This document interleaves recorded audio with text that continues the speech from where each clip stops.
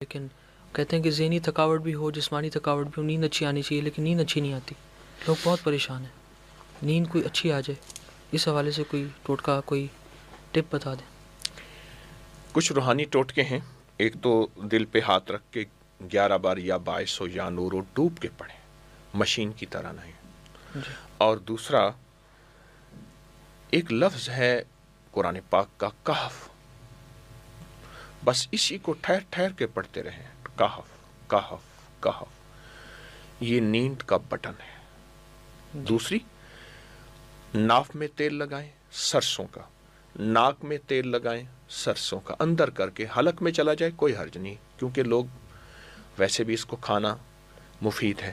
اور پاؤں اور تلووں کو اور پنڈلیوں کو اچھی طرح 3 منٹ 5 منٹ تیل کی مالش کریں۔ جی جی ہم کچھ تدبیریں ایسی اختیار کر لیں جس سے نیند بہت اچھی آتی ہے اور صحت مند نیند آتی ہے انشاءاللہ۔ ہمارے یہاں پر انسانوں میں ایک بڑی کشمکش رہتی ہے ہر وقت، شروع سے آدم علیہ السلام سے لے کر آج تک، جنات کی ایک پردہ جو اللہ نے انسان اور جنات کے درمیان میں رکھا، انسانوں میں بہت زیادہ، اور ہمارے یہاں بڑے سوال اٹھتے رہتے ہیں کہ جنات کہاں ہیں، کیسے رہتے ہیں، اور ایک بڑا خاص سوال اٹھتا ہے کہ کیا کوہ کاف میں جنات موجود ہیں یا نہیں ہیں، کہ یہ کہانی ہے صرف، اس کے بارے میں تھوڑا سا فرمائیے۔ اصل میں کوہ کاف کی پریاں مشہور ہیں۔ کوہ کاف جو ہے یہ چیچنیا کو کوہ کاف کہتے ہیں، وہ ایک پٹی ہے، جی اس کو وہاں حسن و جمال بہت زیادہ آج بھی ہے، اس کی وجہ سے اس کا نام کوہ کاف ہے۔ ویسے کوہ کاف جنات کا قیام، جنات کا رہنا تو پوری کائنات میں ہر جگہ ہے، جی وہ آبادیاں ہیں، وہ ویرانہ ہے، وہ جہاں بھی ہیں وہاں جنات رہتے ہیں۔ آپ کے ہمارے گھروں میں جنات رہتے ہیں۔ جی بالکل۔ اچھا، کچھ جنات ایسے ہوتے ہیں کچھ جو شریر ہوتے ہیں، کچھ شریف ہوتے ہیں، نیک ہوتے ہیں، وہ پھر جہاں شریر رہیں تو وہ شرارتیں کرتے ہیں، جہاں نیک رہیں تو وہ عبادات اور دعائیں کرتے ہیں۔ کچھ واقعات میری زندگی میں آئے ہیں، بہت واقعات آئے ہیں جنات کے۔ ایک واقعہ یہ بھی ہے ان واقعات میں کہ جہاں شریف لوگ، نیک لوگ، جنات رہتے ہیں، اگر ان کے گھر والے انہیں تنگ کریں تو بہت زیادہ تنگ کرتے ہیں، کہ تاکہ یہ تنگ کرنے سے باز آ جائیں۔ تنگ کرنے سے مراد یہ ہے سیدھے راستے پہ آئیں۔ عبادت نہ کریں، تسبیح نہ کریں، غلاظت ہے، اور اس کے علاوہ ناپاکی ہے، یا ایسے کام جو ناپاکی سے، یا ایسے کام جن میں میوزک وغیرہ چیزیں، تو اس سے پھر وہ جنات نقصان دیتے ہیں، پریشان کرتے ہیں۔ اور جب ان لوگوں کو کہا گیا کہ آپ یہ چھوڑ دیں، انہوں نے چھوڑا تو وہی جنات ان کے دوست بن گئے۔ جی جنات دوست بھی ہوتے ہیں، جنات دشمن بھی ہوتے ہیں، اور دوست ہم خود بناتے ہیں، دشمن ہم خود بناتے ہیں، لیکن الزام سارا ہم جنات کو دیتے ہیں۔ جی بہت اچھا۔ ایک ایسا تشویشناک سوال جو اکثر لوگ بہت زیادہ عام ہوتا جا رہا ہے کہ خواب کیا ہے، خواب کی حقیقت کیا ہے؟ کیا خواب جب آتے ہیں تو وہ اپنی زندگی میں اپنا اصل دکھاتے ہیں جو دیکھا جاتا ہے، یا خواب جو آتے ہیں ان کا کوئی جو ہے وہ فائدہ نہیں، یا اس کا کوئی حقیقت نہیں، اس کا کچھ نہیں زندگی، اصل زندگی میں خواب کی کچھ بارے میں فرمائے۔ لوگ خواب دیکھتے ہیں لیکن ان کو سمجھ نہیں آتا، ہم روزانہ مستقل خواب دیکھتے ہیں، ہم کیا دیکھتے ہیں، کیا ہمیں دیکھنا یقین کرنا چاہیے یا نہیں؟ خواب تو ہمارا ماضی بتاتے ہیں، حال بتاتے ہیں، مستقبل بتاتے ہیں۔ خواب تو حقیقت ہے، سچے خواب، اور 100% حقیقت ہے، اور سچے خوابوں پہ یقین بھی حقیقت ہے، کہ جو سچے خوابوں پہ یقین رکھتا ہے۔ کچھ خواب ایسے ہوتے ہیں جن کا تعلق خیالات سے ہوتا ہے، لیکن خواب تو ہماری کائنات کا نظام بھی ہمیں سب کچھ بتاتے ہیں۔ خواب تو جادو بتا دیتے ہیں، خواب دفینے بتا دیتے ہیں، خواب دشمن بتا دیتے ہیں، خواب دوست بتا دیتے ہیں، خواب موجودہ حال بتاتے ہیں، خواب آنے والا مستقبل بتاتے ہیں۔ خواب تو حقیقت ہے۔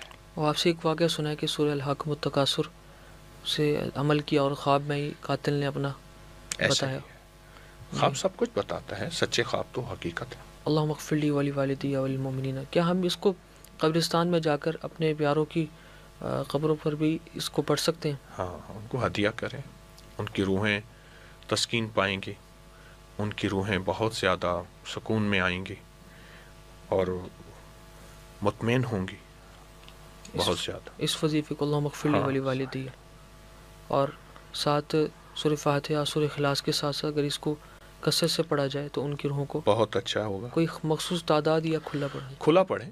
ایک تسبیح پڑھ لیں ان کی، قبر پہ جا کے 40 دفعہ پڑھ لیں، اس کو پڑھیں.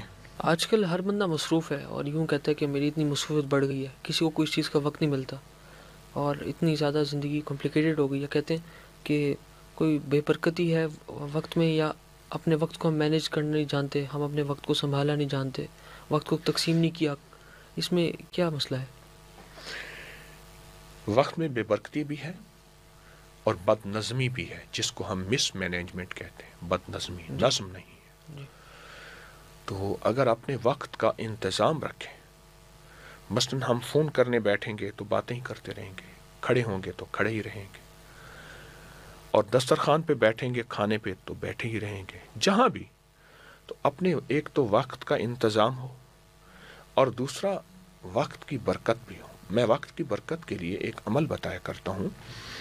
اپنی نماز کی رکعت، پہلی رکعت میں علم نشرح، دوسری میں علم تری کیف. یہ جو بندہ پڑھے گا اس کے وقت میں، اس کے مال میں، اس کی صحت میں برکت ہوگی اور بہت برکت ہوگی. تو دونوں اسباب بھی اختیار کیا جائے اور ساتھ وظیفے کو بھی شامل کیا جائے، اور وظیفہ یہی علم نشرح اور علم تری کیف. کیا یہ 300 دفعہ اللہ اکبر کی تسبیح یہ آپ کی زندگی کا پہلا وظیفہ تھا؟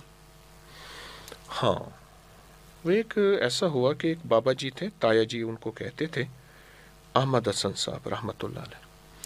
تو ہماری مسجد میں آتے تو میں فجر کی نماز پڑھنے جاتا تھا تو وہ اچھی اچھی باتیں بتاتے تھے. تو میں 1-2 دن نہیں گیا تو پوچھا کیوں نہیں آئے. میں نے کہا مجھے طبیعت خراب تھی، بخار تھا. تو کہنے لگے 300 اونٹ صدقہ کر لیتے. تو میں حیران ہوا.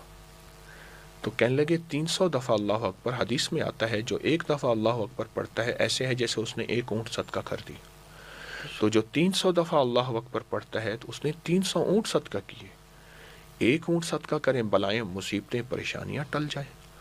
اس تصور کے ساتھ کہ 300 اونٹ میں صدقہ کر رہا ہوں. تو 300 اونٹ صدقہ کیا تو، اور میں نے پھر پڑھنا شروع کیا، میں ٹھیک ہو گیا. اب آخر 3 دفعہ درود شریف، 300 دفعہ اللہ اکبر، اس تصور کے ساتھ. یہ پہلی دفعہ آپ نے کوئی وظیفہ پڑھا؟ یہ وظیفہ پہلی دفعہ